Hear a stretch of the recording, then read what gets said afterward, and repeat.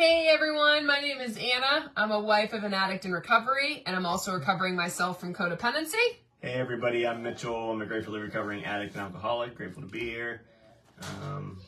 Yeah, it's good to be back on Monday. I don't think I was here last Monday. I don't think we did last Monday. It was a holiday, I think. Or we... Oh yes. No, I thought we did. Didn't we? Oh, I went on. You went on. I went on by That's what I'm saying. myself. I don't think I went on. Yeah, I went on by myself. You came on, and I was with Marie, so... Yeah, I went on by myself. Good to be back. Yep. So tonight, guys, we thought about it, and we wanted to talk about what were the first steps that we needed to take in order to have that possibility of recovery, and what were the first steps we took in recovery to help us lead us into success, to be completely honest, and growth and healing and communication and trust. What were those things that we really needed to do? Mitchell, I am going to start with you, and the question I want to ask you is, even in the midst of the addiction, okay, and I want to go more into the last relapse, okay, that the one from before you went into treatment, okay. I want to ask you, what were the first basic steps you needed to take, or thought processes that had to happen when you were in the addiction to get you to that possibility of recovery? First steps. Let's see. I mean, I think it all is based around not. I think it's how am I say this? Not BSing yourself anymore, right? I think it all centers around stopping that voice in your head saying that you got it, that your addiction's not bad, that it's not affecting every aspect of your life, that there's people worse. We need to shut that voice up and say, I need help because I'm not who I want to be. Doesn't matter about the addiction, doesn't matter about any of that crap, or all the people you've hurt and all the money you're spending, all this stuff. Like, do you want to keep living like that? Right? You need to shut that voice down. Because when I was high, I had no problem. I felt great because that's what the drugs do. When I wasn't high, I was telling myself I wasn't that bad. I'm not that bad of a person. I don't need the drugs. Well, why am I doing them all the time? So, I mean, you really have to stop that narrative, man. If you don't do that, I don't think there's any chance. I don't think there's any possibility that you're ever... No addict that's high, or you know, is telling themselves that they are a functioning whatever, or, you know, they still have all the stuff, a house, a car, family, whatever. Nobody is going to stop and say, I need help if they have all that stuff and they keep telling themselves that's what they're basing everything on. So I think you gotta shut that voice up. You gotta lean on true friends, true individuals, true,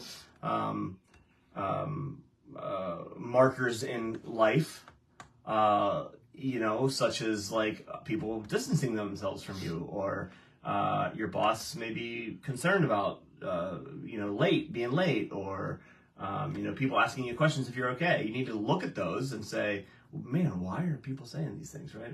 What's going on? And I think until you stop that justifying, I don't think there's any possibility of getting help, because you need to ask for help. Right? You need to lower that. You need to lower that guard and ask for help. There's nothing wrong with that. There's nothing weak about that. There's nothing bad about you doing that. It's a strength from day one in life, right? A baby, an infant, is crying. They're really asking for something, right? They're asking for something. In school, ask for help. Raise your hand. Ask for help. Raise your hand, right? Everywhere. Right? At your job, ask how to do it, ask this. And then for some reason, we get to a certain age, you know, figure 16, 17, we know it all. Yep. I think we carry that through the rest of life. So I think very successful people that challenge themselves and grow are always willing to ask questions. They're always willing to challenge themselves. They're always willing to challenge others. They're willing to create a friends circle that is also people that are going to keep them accountable. They're not going to surround themselves with people that are going to sugarcoat things, because what does that get them? Nowhere. So I think that's just the mentality you have to be in. I mean, I was never in that mentality, right? I was usually feeling the worst of the worst, maybe coming down, not having any more drugs, not having any more support, not having any more money, no more dealers selling to me that I knew. Like, all those were my parts where I was like, oh God, I need to do something different because I can't get high anymore, right? That's always another one. Like, if you can't get high anymore, well, you don't want to live trying to get high and not being able to. So, like, that's another one, right? That's another step that sometimes helps, and like that helped me. But I wanted to say that because all that stuff I just said previous, like, I didn't feel that stuff. I didn't do that stuff, right? I knew better. I think the little things that Anna did, like... Can I ask that question before you go? Because that's what I'm going to ask. What do you think family can do to help an addict see those first steps? Without us controlling it, what can we do to help those first steps be seen? Well, I think realizing how bad we are, because I think once you realize that, you're more prone, or you're more likely to ask for help. If people are mirroring what they're seeing, and we see, stealing, lying, manipulation, we see loss of family, friends, home, car, job, respect, loss of our temper, loss of our credibility. If we see all that mirrored to us, we're likely to say, I need help.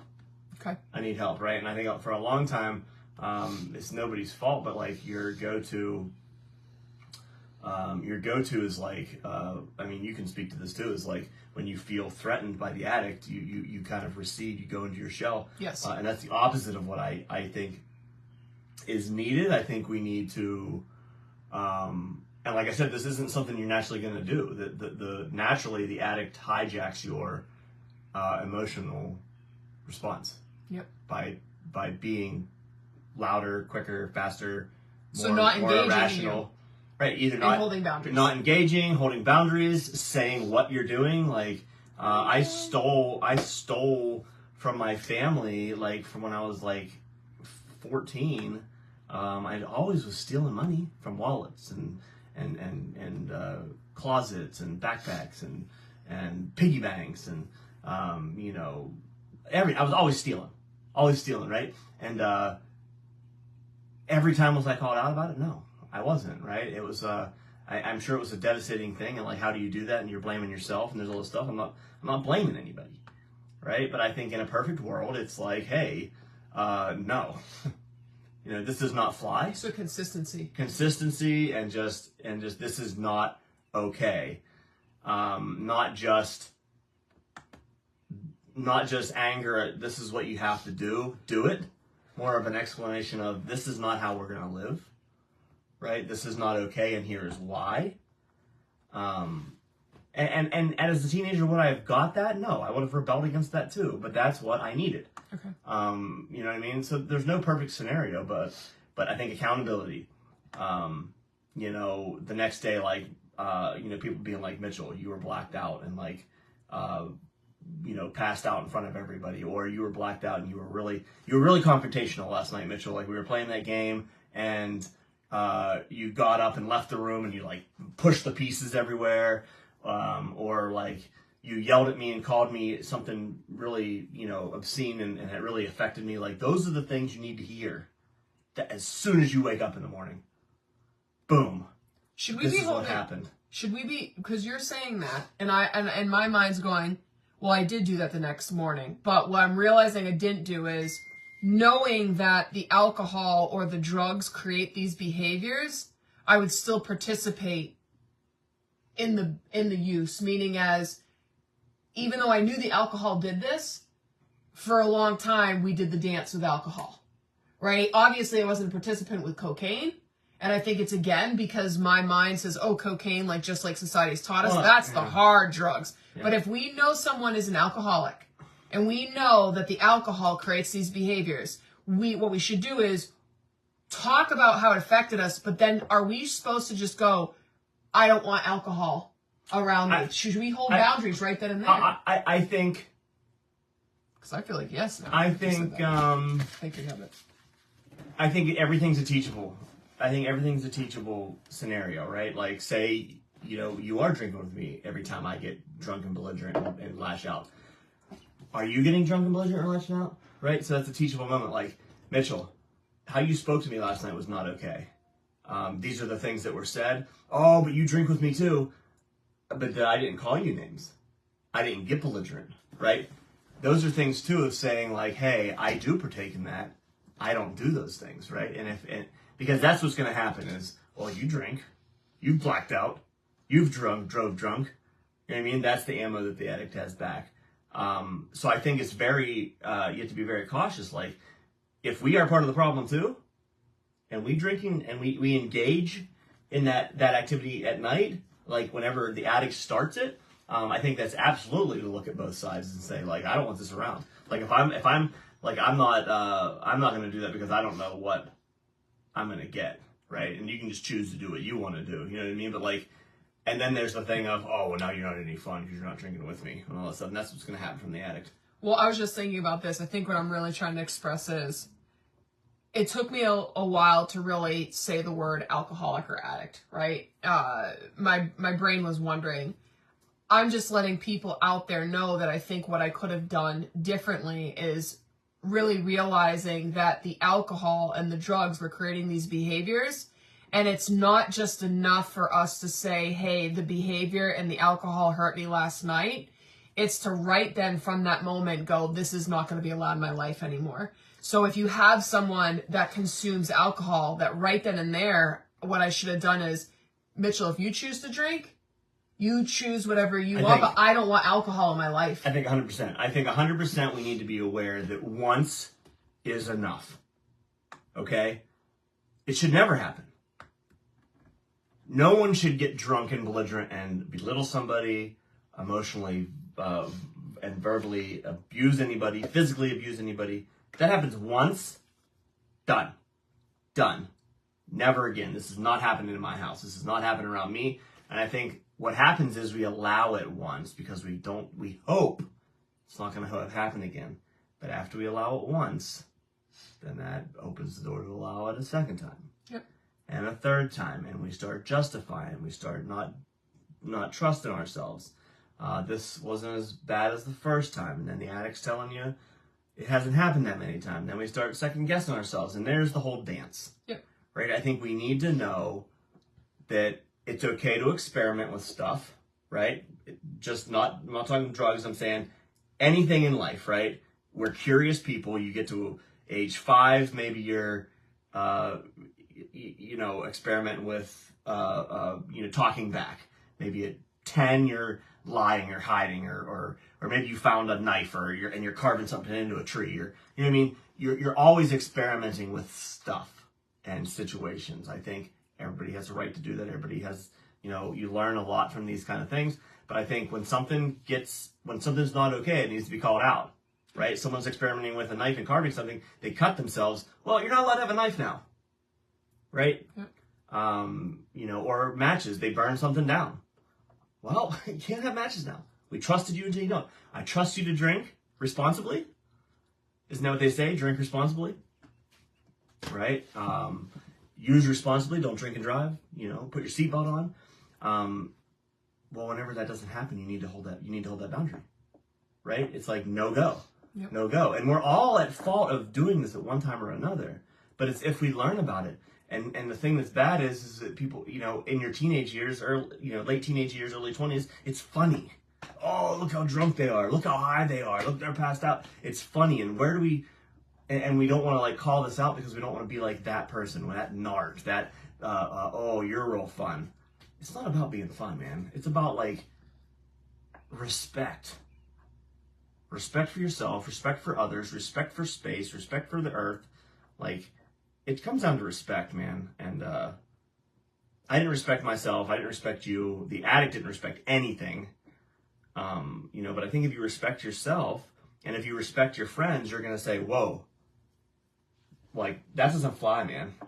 You know what I mean? Yeah. And I should have done that a lot. Yeah. You know what I mean? I've been around people where they're just bickering, yelling, calling each other names. And I should have stood up more times and said, no, I've known you guys for a long time. This is not happen. This is not healthy, right? And what you're showing to other people or your kids or your parents, you know what I mean? Or the neighbors, like, this does not fly. And like, why don't I do that is because it's uncomfortable. I don't want to be labeled as the fun sucker or you know, whatever, the rule book. That's bullcrap. I was gonna say, is that what you called me? No, I'm just saying those are terms, right? Those are terms of when, that's what I think of when I'm like, you know, even in addiction. I remember Anna saying that person's drunk, and I'm like, don't call the cops, man. That's messed up. Because I'm like, I'm an addict, right? I think that's terrible. Well, in recovery, I'm like, man, that person swerves over the line more than once. Once is a mishap. Yeah. If they keep doing it, you better believe I'm calling the cops, man. I'm gonna read them their license plate. I'm gonna tell them the car number. I'm gonna tell them the road we're on. I'm like, you get these people off the road. Yeah. I don't care what they think. Yeah. About me. And the reason why is because this is life or death. Unfortunately it is. And I always think too is if that person on accident kills somebody else, I don't know how you can live with yourself if you kill somebody else. And responsible drinkers, responsible people who use marijuana responsibly, who take their prescription pills responsibly and as prescribed, who drink responsibly, people who do these things responsibly aren't at risk of killing someone because they're not drinking and driving. They don't have their pills or their marijuana out for kids to have, right? They don't have the behaviors that come with them. So like, you can have fun. You can be those people, right? It's not being a fun sucker on the other ones. It's being respectful of life. And that asks, is next day quarterbacking productive? I do not stay quiet, but I feel like a broken record and I'm told by my addict the same lecture. It doesn't do any good. It's like white noise. And that, I think, just kind of what I talked to Mitchell about before is too many times we're just expressing ourselves and we're not holding a boundary. I want every family member on here to kind of think of this equation. We should express ourselves and hold a boundary. So every time you're expressing yourself, a boundary should be held or expressed with it, okay? Because I think too many times, if I go back to me and the addiction, I expressed numerous times. I felt like thousands of times when behaviors would hurt me. Yeah. I realize now the missing piece I didn't have was holding boundaries. I thought it was always just enough to tell somebody, hey, what you're doing is hurting me. Because I think that's why it's such a mind thing with our brain, is because it's hard for us to really understand that somebody that says that they love us so much could do these unhealthy behaviors and hurt us. So I think our mind just logically tries to go, well, if I just express this to them, there should be change. You need to remember, addiction, whether it's a disease or a mental disorder and what they're expressing, somebody that's bipolar, has a bipolar disorder, that's what they have. It's not like it's going to change. So the same is even if they come out and they go, hey, addiction is actually a mental disorder, it's the same exact thing. It's not going to change. Meaning as the only thing that can change it is recovery. Yeah. And we need to hold a boundary. That's what's going to help. It's not going to be just us talking. Yeah, and I'm glad you said that about like the disorders, right? So like if you have a disorder, if I'm bipolar, I could tell people that I'm around, say, listen, I struggle with bipolar. I have bipolar disorder and I'm taking medication for it, but I do exhibit these behaviors, right? Because you're accepting, right? Someone who's an addict doesn't go around with their friends and saying, look, I'm drinking with you tonight, but like, I'm an alcoholic. So after like 4 or 5 beers, I'm probably going to go to liquor and then I'm probably going to get mean, right? They don't, right? No one does that stuff, right? Because you're not accepting. You think you can just drink with normal drinking or drugging or whatever, but that's not what happens. And I think, Annette, if the addict says, oh, it's the same lecture, it's the same thing, next time try not saying what you're going to say and say, you know what I'm going to say, right? Like, whatever happened again, you know what I'm going to say. And if they're like, yeah, I'd be like, well, what? What am I going to say, right? If they're like, well, I don't know, then they don't know. It's not the same lecture, right? Because they would know. Ask them those questions because the addict's not going to know. The addict's not going to have this profound, this is what you've been telling me, because they're illogical, right? Or just hold the boundary. You hold the boundary, but like, then it's not you lecturing them, it's you asking them, what am I about to tell you? And if they do tell you word for word what you were going to say, then how are you still doing this? Why are you still choosing to do this? And if they don't have an answer, you're choosing to do your boundary, your whatever your response to the boundaries. Right? And that's, and speaking of bipolar, can drug use bring on this condition? It's like chicken and the egg. And that I don't know if addiction can bring on bipolar disorder. I know it can bring on mental illnesses like anxiety and depression. And that's why nowadays you're seeing more of what's called dual diagnosis rehabs, that it's not just for addiction, it's addiction plus mental illness. So I would say, what they basically tell us with the mental illnesses, what comes first? Are they trying to cope with the anxiety or the depression, or does the drug use bring about the anxiety, depression? And I will tell you, if you're talking about those mood swings, though, with bipolar, mood swings does generally come with addiction, unfortunately. You're going to have someone continue to go back and forth with feelings and emotions, temperaments, tiredness, more awake, and then also you have a lot of narcissistic behaviors. It doesn't necessarily mean the true individual is a narcissist. It just means that the addiction brings about narcissistic behaviors. Mm-hmm. Shannon wrote, after I filed for divorce last week, my husband was being really nice the next day. Even brought me lunch to work. He never does that. I couldn't help but think he was trying to manipulate me back into, it disappeared, on the divorce. And that can definitely be part of it, unfortunately, because again, usually when we hold boundaries or we're really serious, that's generally when I see change. Yeah, I see change. Now, can this be changed? I don't know. It could be. All I tell people is this: consistency. Yeah. Okay. If they just do one thing and all of a sudden they're back at it, that's manipulation. And if it takes divorce or the extreme to get change, you got your answer right there. Yeah. Right. It shouldn't take that. I mean, this stuff is. If you're working on yourself, this stuff comes natural. Yep. And Jennifer, you wrote, sounds familiar. Then I asked the hard question for recovery plans and him to start therapy slash group. Never heard back, and that was the end of it. And Jennifer, thanks for saying that, because a lot of the times when there's acting nice, it's great to act nice, but are you doing anything for change? Are you doing anything for your recovery? Are you working with a therapist? Are you working with a counselor? Are you doing a 12-step program? Are you going to meetings? Are you working with a group that understands? Like, what are you doing for yourself? If you're not doing anything, then unfortunately, I'm telling you right now, it's just going to go back to more of the same. If we need to stop thinking that change is just randomly going to happen to us. No. Okay? And that's why today we're talking about what are the first steps, okay? I can't tell you how many times I sat there wanting change to happen, okay?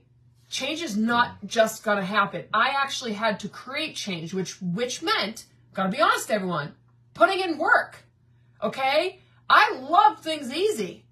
Why? Because I had low self-worth, I had fears, I had insecurities, I wasn't good enough. It's not easy work. It's not easy work to say these things. Like, maybe, and I think don't even put addiction in there, right? We need to stop thinking about this is just an addiction thing, and codependency thing. Is my partner going to challenge a behavior thing?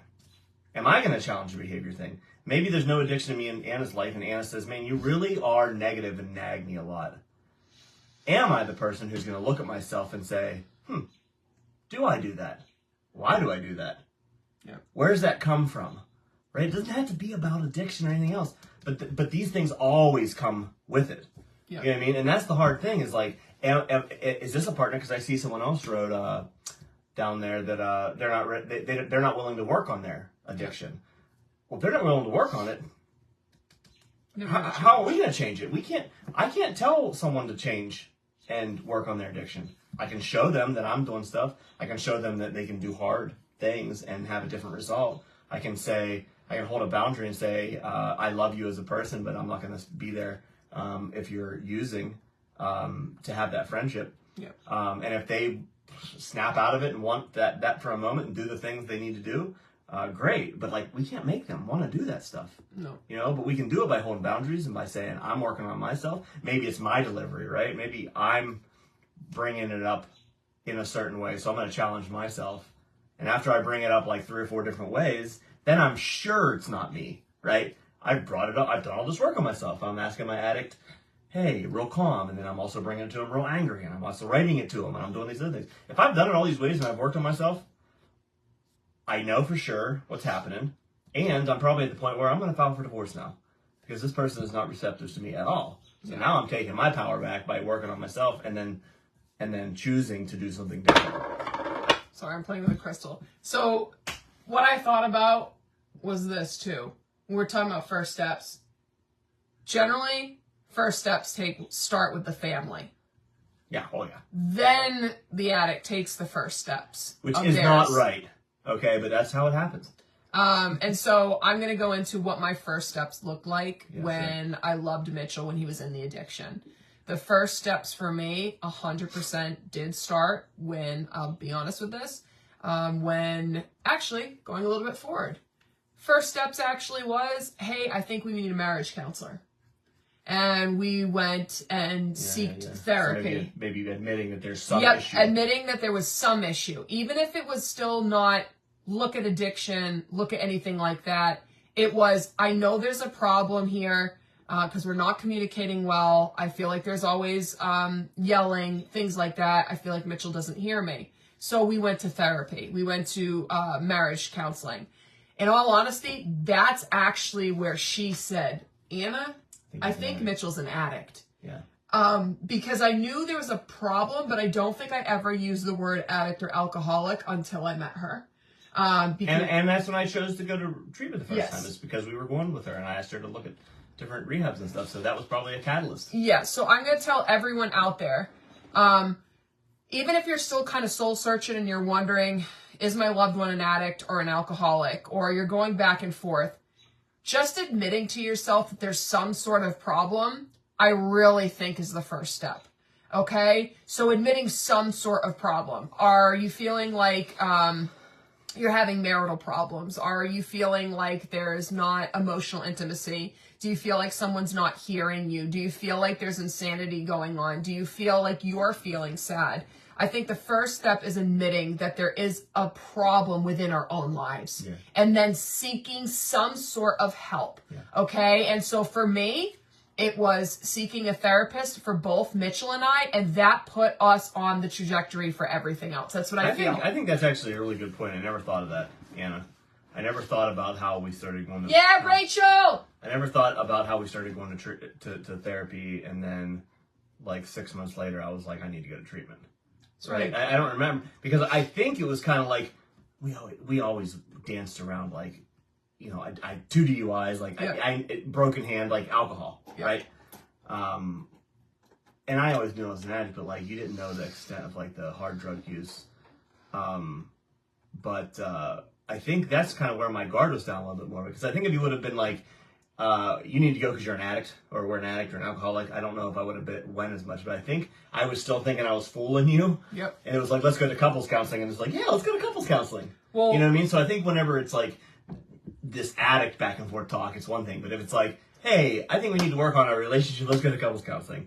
And I think these things start chipping away at us. Well, because do you even remember what happened was we started initially going for couples. Then Mitchell didn't want to go as much. And actually, Rachel, I think, said, hey, I want to meet with you alone. And so you met with Rachel a couple of times, but you stopped going to her. I went to Rachel alone, and I loved it. Because I would always leave feeling better after talking to Rachel. And I will tell you what helped me so much is Rachel was the first person that also said, hey, Anna, do you know what codependency is? And I'm like, no. She's like, I'd really like you to look it up when you get home. And I remember the first time looking up codependency, it said that I needed him to be happy. And I was like, I don't need Mitchell to be happy. I'm very independent. So I just know that working with Rachel started building my confidence, really validating me, understanding that there was a problem, validating me that Mitchell wasn't listening to me. It really helped that validation piece that allowed me to have more confidence in myself. And that is when I started deciding, even before Mitchell went in, that I really wanted him to go to rehab, or I started looking up divorce. So that started that trajectory, because from there, that's when I started holding more boundaries. Then Mitchell decided he wanted to go to rehab, because I started finding my voice. From there, met Laura Boberg, a substance abuse counselor. She was Mitchell's substance abuse counselor, worked at Alpine Recovery Lodge, but she also did a Saturday aftercare. And so I decided to go. It was just for the families, for anybody that had someone in Alpine. I'm going to tell everyone on here right now, if you have a loved one in recovery right now and they offer any type of family program, go. Okay? I know a lot of times people would say, no, I don't want to go to that. So go. Okay? We have to put work in as well. And so for me, I learned so much in those Saturday aftercares. So first steps for me is admitting that there is a problem. Doesn't even have to be addiction or alcohol. Admit that there's some sort of problem. Okay? Go seek help for yourself. Then find yourself a support system. Okay? There's so many 12-step programs out there. And then also for any family members on here right now, I haven't really done a lot of like, hey, this is here. But we do have a private support group for just families on We Are Recovery. Okay? So only families can go in. And it's also a private support group because I know that We Are Recovery is a public Facebook page, and I know I wanted to create a place that we could all go together and have that privacy too, to maybe help us become a little bit more vulnerable, okay? So support system is massive. I would say for me, those are the first steps in addiction, is admitting there's a problem and then finding a support system. Yeah, and like you said about the support system when someone's in treatment or early recovery or in addiction, listen, here's the facts of the matter is your loved one's not going to go to treatment and get healthy, come home, never use again, and you're not going to have any problems. That's not what it is. There's still going to be all the problems that there was before. There's just not going to be drug use, and there's not going to be more trauma added on top. But all that other stuff is still there. Yeah. Right? You can't just hope someone's going to go to treatment and come back and life's going to be great. It's just not. It's just not. So for me, definite first steps. Admitting that there is some sort of problem, doesn't even have to be the addiction. Go seek some help, whether it looks like a therapist, a counselor, a coach, your own type of 12-step. Definitely do that, and then gain a support system and actually utilize it.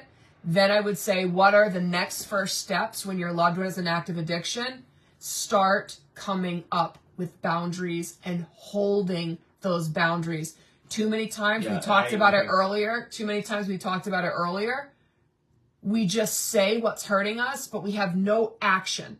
Okay, we have no action step. So if something is hurting you, we need to come up with a boundary. Remember, a boundary is not to control the other person. A boundary is to control ourselves, our environment. So think of a boundary as your response to their choice. Hence why, again, one of the boundaries I used before is, Mitchell, if you come home high or drunk at night, I choose to sleep at the bedroom upstairs. If I just kept going, Mitchell, you keep coming high or drunk, and that makes me not want to sleep with you anymore, it's still just words. It's words, not actions. Yeah, it was to keep your sanity and your safety, right? You don't want to have to keep on engaging with this in the moment. Because that's putting yourself in danger.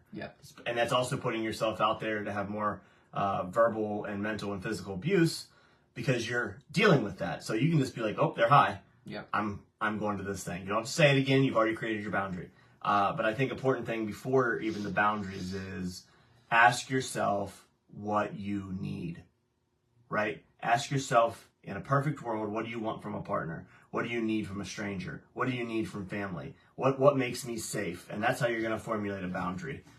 You know what I mean? Because what is boundaries? What are boundaries? Well, how am I going to feel safe? Well, if I leave the house and my kids are there, I need someone who's going to be sober and thinking straight. Maybe not even sober, just say thinking straightly, thinking clearly, right? So we need to find out what we need, and then we need to say, if we're not getting that, what are we going to do, right? If someone chooses to do the opposite of what we need, what are we going to do? Because they can choose not to do that too, and they can also choose to do it. You're not taking their choice away. No, and Genevieve, thank you for being vulnerable. She expressed, finally sticking to my boundaries, but I definitely needed help from support. So that shows that we definitely want to do and hold those boundaries. It just makes it easier when it's still a hard situation, when we have support system validating us. So thank you, Genevieve, and great job holding boundaries.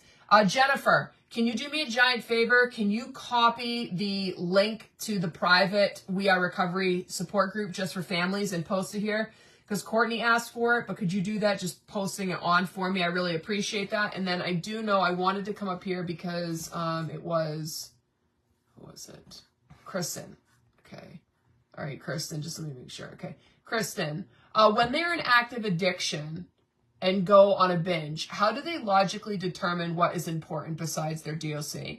My husband always seems to be responsible enough to find rides to work, get to work on time, etc., but I can't do the bare minimum, like check in with family. I know the job provides the financial means, but it's not like he gets paid daily. Okay, yeah, let me see. Go ahead.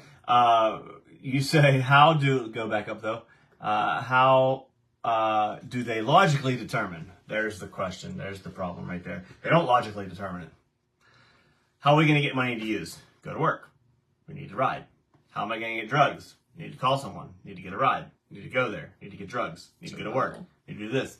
Why am I going to call my family and check in when all I'm going to hear is, where are you? What are you doing? Are you high? Are you doing this? Right? Because that's respect. The addict's not going to respect that. The addict's not responsible for that. So it's not about logically, how can they logically do this? They're in addiction. They're not logically doing anything. Survival mode is, I need to go to work to get money. I need to lie. I need to stay distanced from my loved ones so they don't, mess up my buzz, man. You know what I mean? Like buzzkill, because I have to explain to them what I'm doing, right? The addict's going to use, abuse, and that's it, right? They can find rides. We can do all this stuff. We can check in, and we can call, and we can, tell us where we are and talk to the kids and all this stuff. But we're going to feel bad that we're not there, right? The real person's going to feel bad. So why would we do that? You know what I mean? The addict's not going to do that. So there's no logic in there. So if you think they're logically not calling you, it's not it. They're just using, and they're in addiction. And they could care less. The addict could care less about anybody, anything, anytime, anywhere. That's just what it is. Here's the thing, though, because I really want to make a point to this, though, okay?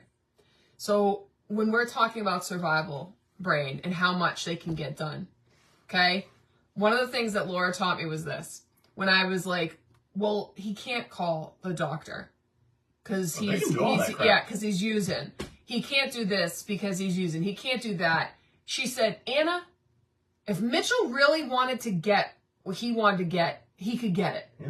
Do you know how many times that they'll call every single dealer or person that they know to get their drug of choice? So don't sit here and tell me that they can't pick up the phone and make one phone call to call their doctor.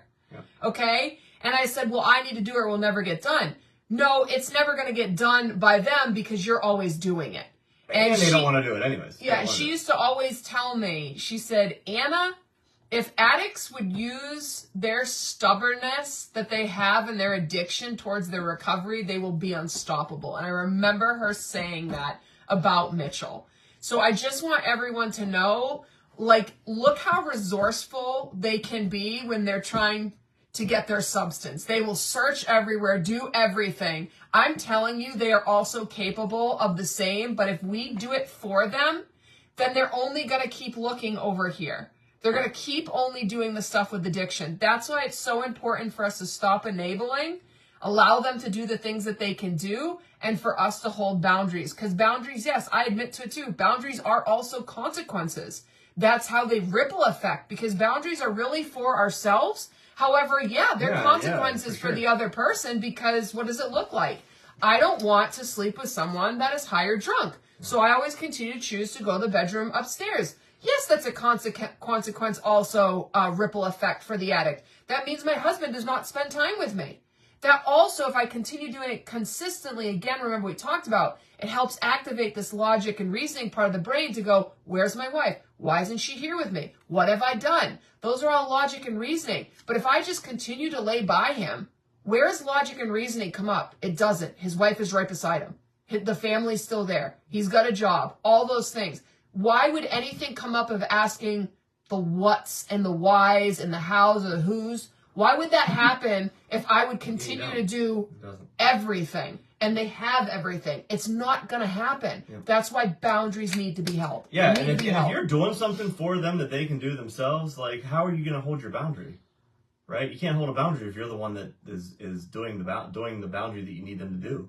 Yep. Right? If you don't make this doctor's appointment, this I'm going to choose to do this, and I'm going to make the doctor's appointment. Yep. Right? So, like, you can't make a boundary if you're doing the stuff that is the boundary breaker. Yep. Right? Genevieve wrote, when or how long does it take to get out of survival mode? I made the hard choices and I'm still going, but I'm still freaking mentally drained and physically tired. So Sorry, we didn't make that thumbs down. I know, I gotta shut off this. I don't know how the thumbs up and thumbs down. But Laura taught me it takes about 6 months for the brain to not be on any substance to start healing. But it can take up to 2 to 5 years. That's why they always say the first year is the most crucial, because that's when the brain's going to start doing the healing or wiring. The hard part is, Genevieve, we just need to remember, though, just because we do our hards and we hold boundaries, it doesn't mean our loved one is going to get recovery. That's why I always tell people when they reach out and they're like, Anna, when you left, is that why Mitchell got recovery? I always want to say it created possibilities of it, because Mitchell is open and honest and says, if you didn't leave, we'd still be doing the same dance. It was you leaving and having confidence in yourself and doing the hard that created the possibility for me. That is why, though, I tell families, don't leave because you're hoping that it's going to get them to choose recovery. It's a tactic. It's okay. It's okay to have some of that hope. I'm not saying that's wrong. Absolutely okay to have hope. But if you're banking it just on, if I leave, they're going to get recovery, some don't. And I don't want you living with regrets, okay? I want you to be at a place where you feel you're ready to do this. And if they get recovery, great. But I don't want it to be a feeling where you're getting shame or guilt, or you're going, I was trying to control the situation. You need to do it because you're actually ready, if that's what's going to move on for it. So I will tell you, but yes, it takes up to 6 months. And until you work on stuff that is putting you in survival mode, you'll never get out of survival mode. No. You can live your whole life in survival mode until you admit there's certain things that are causing survival mode, and you deal with those things, right? So if I'm in recovery and I don't actively work on my inner child and my relationship with my parents and my relationship with Anna and my relationship with money and my relationship with the female body, and like if I don't work on all these things, it doesn't matter. I'm always going to be in survival mode. Yeah. Hi, Erica. Jennifer, my alcoholic husband told me that I shouldn't have boundaries for him, but for others. Of course. Because then he doesn't need consequences. Right on point for an alcoholic. Yeah, that's the hard part, is just know that's illogical. And that's why we need that support system, right? So that a support system can look back at you and say, I bet he did. Jennifer, you holding boundaries with your husband who is struggling with either addiction or alcoholism, that is the healthiest thing that you could do for him and for yourself. You're not doing anything wrong. The addict just does not like being challenged. And just remember, when you're doing it, you're actually helping the true individual. And that's why the addict is lashing out, because you are taking its power away. And you can say, I that's a really good point. Say, I actually do have boundaries for other people, but they don't seem to walk all over them. Yep. And then Jennifer wrote, my doctor told me years, and I've had multiple people also follow up with this. One thing that helped me put perspective was, look how many years it took to get me here. It won't be a quick recovery. Grounding meditation was amazing to help me rewire the brain of the fight, freeze. You're absolutely right, Jennifer. And thank you so much for sharing that, because it will. We need to have grace on ourselves. We need to have self-compassion. It's going to take a while for us to retrain our brain just as much as our loved one. Yeah, I've been working on, it's not about the addiction that much anymore, but I've been working on frustration for... Your mommy's on. Hey, Mom. Hi, Marsha. I've been working on frustration and anger for the last 5.5 years, but my go-to my whole life was frustration and anger, so I can safely say that I won't be at a baseline of no frustration and anger for another 20-some years. Yeah. And that's if I work on it day to day, because my automated response is frustration and anger. And that's okay. I'm working on it. Yeah. He's actually doing a really, really good job too. Mine says he doesn't even want to live anymore, and that just made me mad that he would put that on me. Shannon, this was a hard thing that I had to go through with Mitchell. I actually was more scared that Mitchell would commit suicide. I really needed to realize, though, that it is not my responsibility to keep someone alive, just like it is no one else's responsibility on this planet to keep me alive.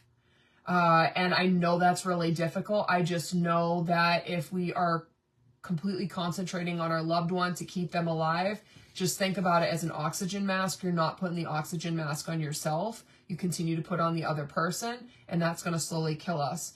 And I will tell you right now that it is not right or healthy for that to happen. It's okay to feel mad and frustrated. It's absolutely okay to feel that way. Yeah, and it's no one's job to keep anybody else alive. It isn't. It's our own lives. It's our own world. We have the responsibility to do it for ourselves. Melissa wrote, mine always said I couldn't talk to our adult children. Really annoyed me. I'm with you, Melissa. You need to, let's put it this way. I like this one that was in the rooms, the saying is secrets keep us sick. That is probably my favorite one. Yep. Besides meeting makers don't make it. Those are my two favorite ones, okay? Secrets keep us sick, okay? And if you have a family unit and you're not talking to your whole family, those secrets are going to keep you sick. And they're definitely going to keep the addict sick, okay?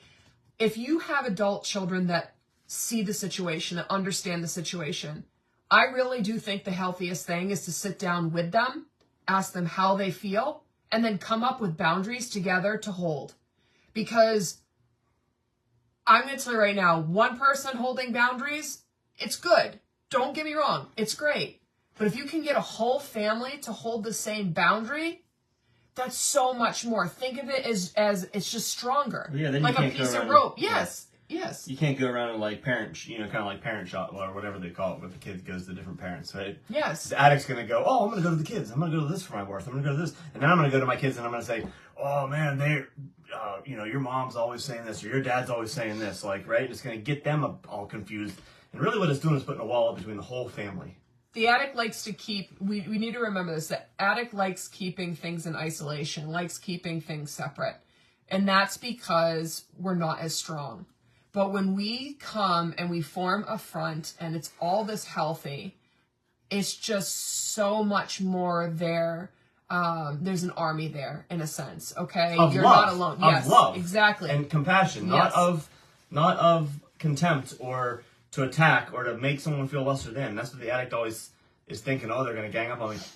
Well, good. If it's ganging up on you out of love and saying we don't want you to die, we don't like who you are, and it's a good thing. And it's not even, like you said, it's not even ganging up upon. No. Okay? But that's what the addict thinks. It's of love. So if we go into now... Sorry, we love you too much, you know? Yeah, so if we go into now, what were some first steps that we took in recovery? For me, one of the first things that we learned is how to communicate. I feel like that was a big thing of... Stepping on the eggshells. Yep, stepping on the eggshells and talking about triggers, coming from I feel statements, bringing up triggers one at a time when they happen, bringing up a little bit of the past. Just talk, I think you'd say working on not talking yourself out of bringing up a trigger. Yes, I'd have to lean in and express myself, but it was definitely working on trust. And I would tell you the first way to figure out, like, how do I want trust? We need to figure out what is trust. Yeah. Okay, what do you need in order to gain trust back? What is it that you need?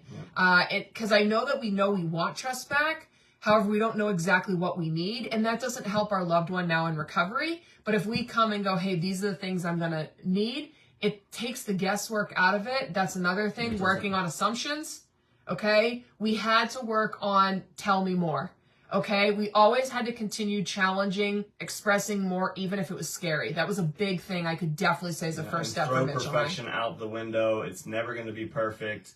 If you think you know what you need for trust and you start working on it and it just still feels like there's no trust, change it, look at it, work on it, right?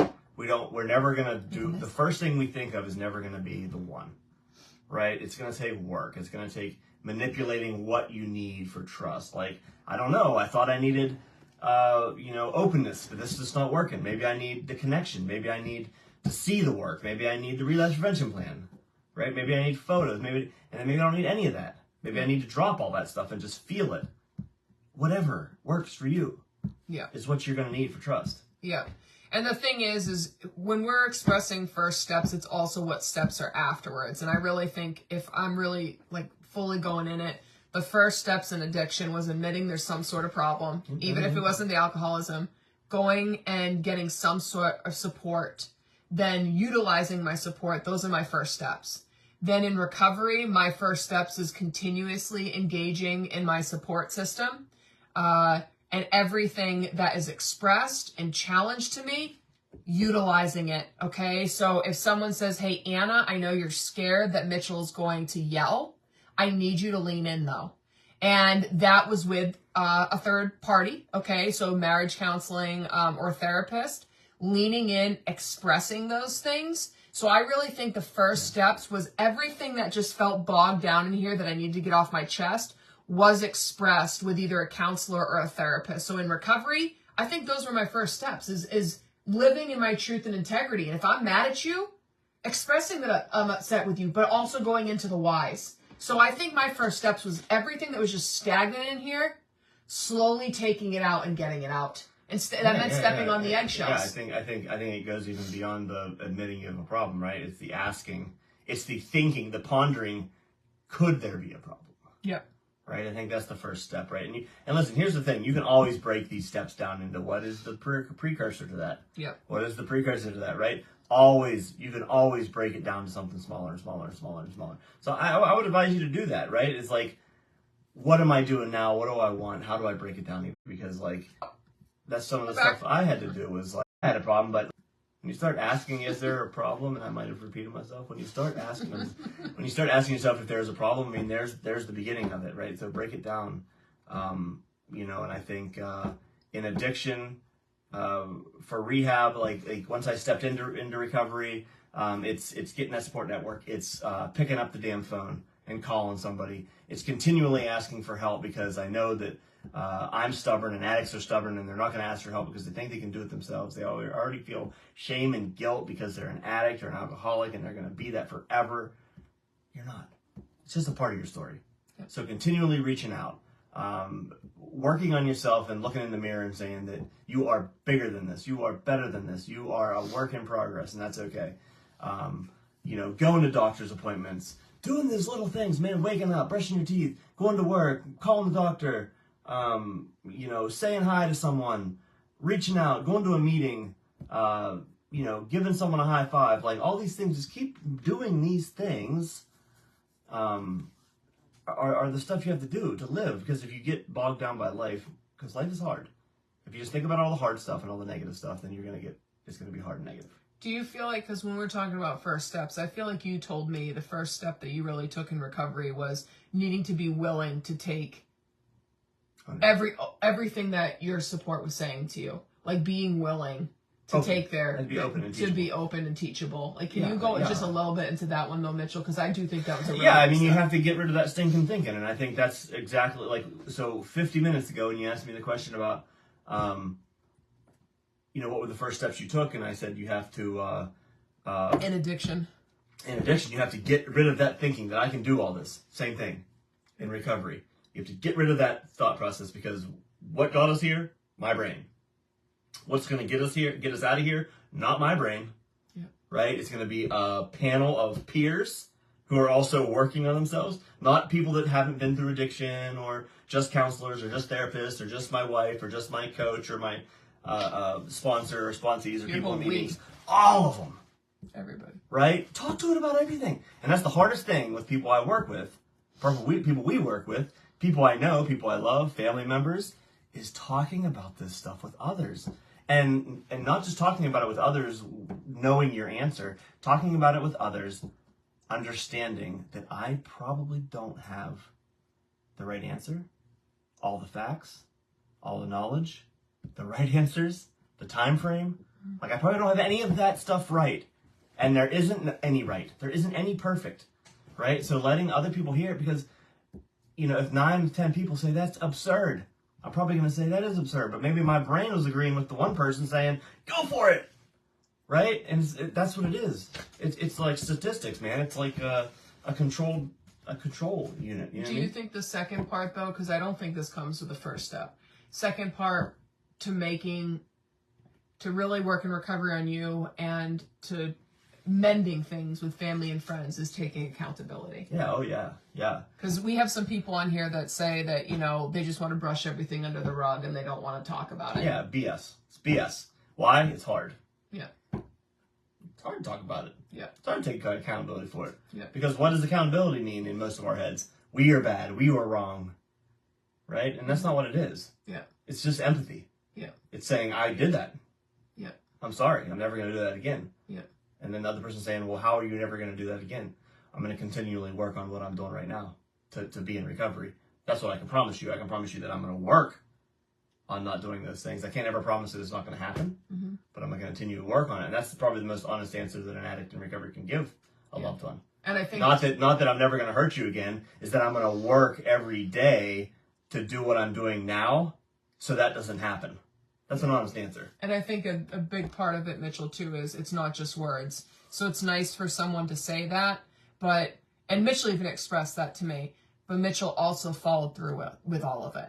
So when he said, I'm going to continue doing the things I'm doing, it wasn't just more words. Yeah, it's Mitchell not just continued doing meetings and working with It's not just continuing to do the stuff I have in my head. Yeah. It's telling her exactly the stuff I'm doing. And then doing it. And doing it and talking to her about it and saying, man, my sponsor has me doing this. I am freaking scared. Yeah. Or, I'm going to go to my first day back at work.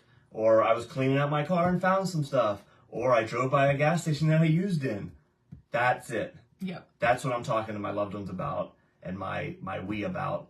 So they can say, damn, man, that must have been hard. Yeah. Thanks for telling me about that. Yeah. And then I go, man, I'm going to do that again. I didn't want to tell anybody about that. But man, everybody shared about that after I said, I saw that billboard with the beer on it and said, oh my God, I want to have a beer. And then everybody was like, oh man, I didn't think I was triggered today. But, that's right. Yeah. It is everywhere. Yeah. Because I spoke up about real things that are happening. And the same goes for you. I mean, Anna comes to me with things and this is triggering me. And just the other day, I had gum in, right? And I came back from my tattoo and it was late. And, straight up in a trauma response. You know what I mean? Just chewing gum. And I realized that. I so realized that. I don't ever chew gum. Yeah. Right? I don't ever chew gum. But if I do put gum in, right? And then it's like, never brush my teeth at like 5 p.m. You come in from work and you brush your teeth as soon as you get out of the truck. Something's up. Yeah. Right? There's things that are different. So you talk about those things. I'm triggered. And I'm gonna come on a morning live and talk more about that recent trigger. So I will come. But on I like how you said communication. That's like huge. Yeah. Work on communication. Yep. And guys, just to let you know too, I'm working on it. It's not quite there yet. But as we've put on the page that Mitchell and I have made public. Our coaching, okay, so we're doing coaching now, which is individual, so we would meet over Zoom, and it would be one-on-one. We'd talk about different topics and help you work on self-worth, confidence, growth, boundary, codependency, all those things. But what I'm also doing is working on those group workshops where it will only be about 10 to 15 people tops, and it will be a monthly subscription that we're going to do, and now this is separate from We Are. Okay, so this is going to be on our coaching page that we'll be doing. However, We Are Recovery is always going to stay the same. We're still going to do Monday night meetings, lives, and things like that. I wanted to do something so we can create more one-on-one type of things. But again, the workshops will be starting probably within the next couple of months. Yeah, and again, at the beach for a month. Yes, to work on some stuff. Yes. And so what it will look like is about 10 to 15 people tops. It'll be that monthly subscription. We're going to have workshops. What it's going to look like is we're really going to work on specific topics and we're going to have a lot more engagement. So it's going to be like coaching.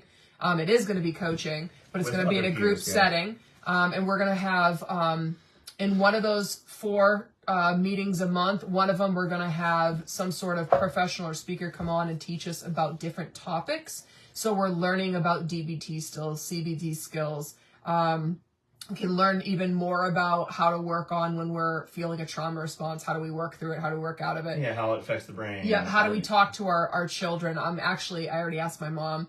My mom's been a school teacher for over 25 years, almost 30 now. And she has a lot of background of how to talk to children with hard topics and subjects, or if we're having kids that act out. what we could do to help them out and support them. So we're going to have a bunch of different people on, and what it looks like, just to be upfront and honest with everybody, it's going to be $50 for the monthly subscription, and that will be 4 different workshops, plus having a signal chat just for the people in those meetings, so that you can have a private support system that's there too as well. I think hopefully you fellowship with the other people in the groups, and you can create a strong group right then and there, learning together, you know what I mean, and coming together and helping each other work on things, and then who knows, like as this thing gets bigger, maybe we'll have retreats with like however many people did it for a year. That's what I want to do. But like maybe when everybody does after 12 months of this thing going on, and if it's a lot of the same people that are doing it month after month, that we have a thing where we all go and meet.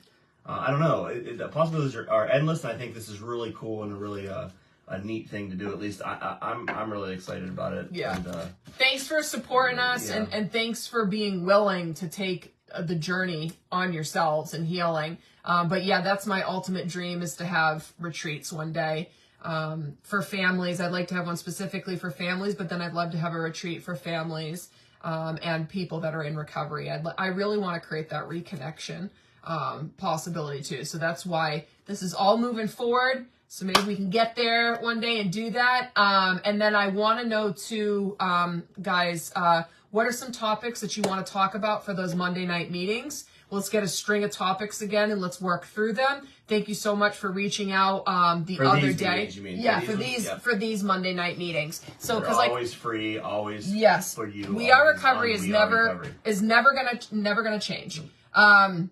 And then there was one other thing that I wanted to express to you. Oh, Mitchell and I will be doing our first sober event up in Peabody, Massachusetts.